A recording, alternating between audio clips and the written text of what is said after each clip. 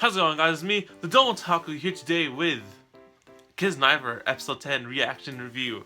This is the big one. This is the big episode that made me come back to the series, or, told me to get off my lazy ass and talk about this series. Because for one, I was on the verge of crying in the end of the episode. Yes, I was. Like Katsuhira, who finally shed a tear this whole series.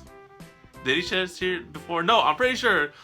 And you can tell me if I'm wrong, but yes, Katsuhira sheds a tear at the end of this episode. This whole series, he finally sheds a tear, and oh my goodness, was it the most emotional thing ever. Because for one, after the whole big breakup in episode 9, they all split up their ways and they all came back to school, except that we learned when Tenga freaking falls and trips due to the asshole teacher with the green hair that freaking talks about their whole secrets in front of the classroom. Like, that guy's an ass. I hate that guy so much.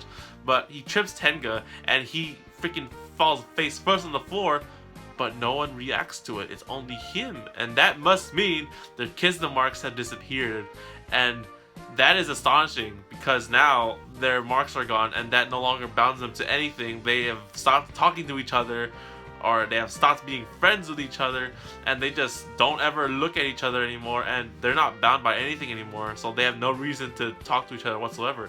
So that was so interesting. But then in the end, Katsuhira was sort of looking for Noriko, trying to get answers because of what they were told in the gym, and trying to find the conclusion to his past and his questions. And then Nico and I don't know the other guy's name, the dude with the purple hair. Well, I forget his name, but yeah, they come over, and then Nico talks about themselves, right? And even though that they did have that painful moment in episode 9, that being with them throughout the whole summer was the most funnest thing that she ever had ever. And that's true, because and in the end, she still wants to be friends with Katsuhira and them, and it's so reuniting when they have like the whole happy dance and they're like, yeah, we're friends. And then Tenga sees them spawning, is like, wow, that's all good. But yeah, Nico, at least we see that Nico really does truly want to be friends with them in the end, even though despite that painful moment. And that's sort of a good step for moving forward after that painful thing that happened yesterday. So that means Hisomu, yes, I know his name. Hisomu, Katsuhira, and Nico are technically friends. Everyone else split up and they're just doing whatever the frick they're doing. And afterwards, they go and investigate how Noriko came to the school, and then they eventually find Noriko's secret entrance in the subway and whatnot. And in the meantime, Tenga's confronting Chidori and is like, oh, hey, you should just flat out reject me and make yourself feel better, and just give me the answer and whatnot. And they're trying to conclude the Tenga liking Chidori and whatnot. And then in the meantime,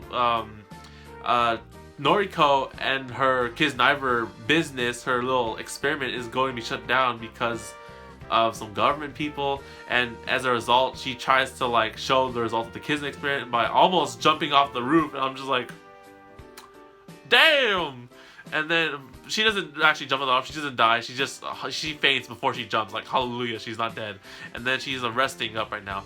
In the meantime, Hisomu, Katsuhira, and Nico discover the secret lair for Noriko and the teachers, and the female teacher, who's actually the coolest teacher there. Fuck the male teacher, the green hair, he's an ass.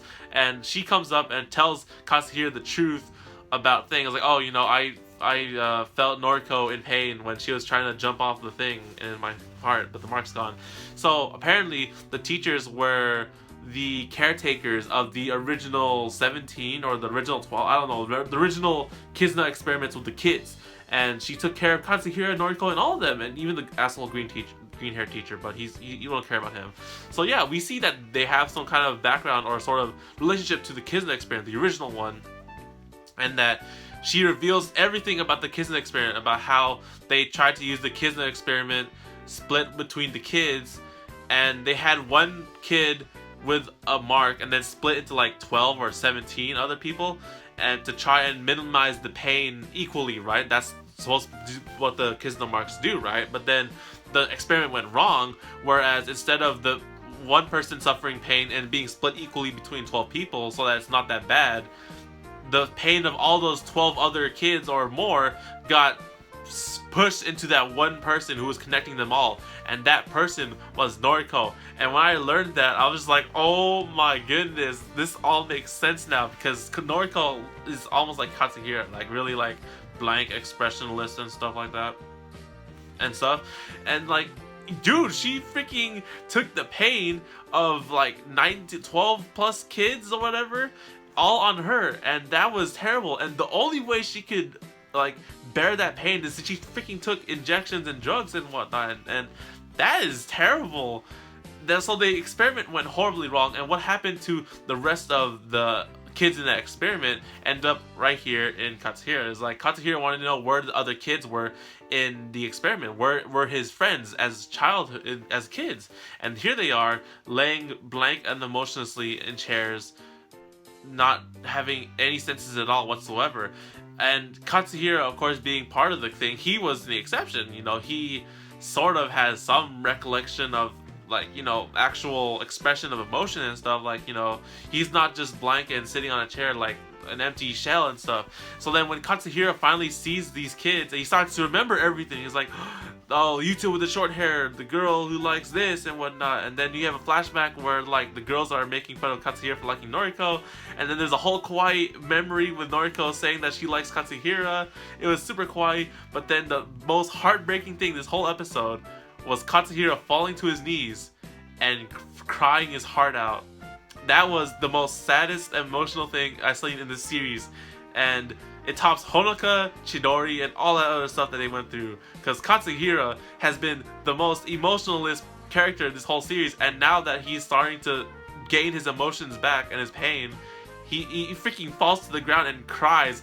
And even though it shows, because this is his first time crying in a while, right? And the way I'm not trying to say that the way he sounded when he was crying was weird, but I'm pretty sure that's intentional, because when he first cried, it sounded hella awkward. So I was